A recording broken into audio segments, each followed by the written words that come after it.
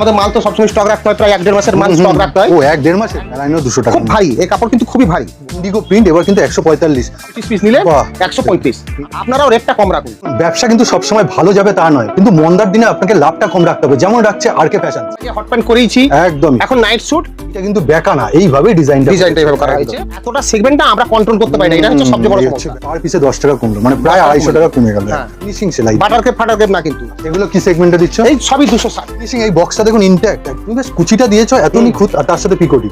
160 টাকায় আপনারা যখন তখন আমাদের কাছে 200-400 পিস মাল পেয়ে যাবেন। দেখুন একদম কিন্তু ম্যানুফ্যাকচারিং ঘরে চলে এসেছি। নাইটি তো তৈরি হচ্ছে, আর কি কি তৈরি করছো মোটামুটি? আমরা নাইটি করছি, এখন নাইট স্যুট করছি, বেশ। হট প্যান্ট তো করছি, রুমাল করছি, তাছাড়া প্লাজো করছি, আর নাইটি তো আছেই, তাছাড়া বেডশিট তো আমরা করি। এটা কত রেডি হবে তোমার এটা মোটামুটি? 145 এটা হচ্ছে ক্রোশিয়ান প্রিন্ট। ও, আচ্ছা। 245 থেকে 50 গ্রাম কোয়ালিটির কাপড়। আচ্ছা, এই দেখুন পুরো সাদা থানের স্টক, তাই তো? চারদিকে শুধু স্টক। বাহ, এই হচ্ছে পুরো।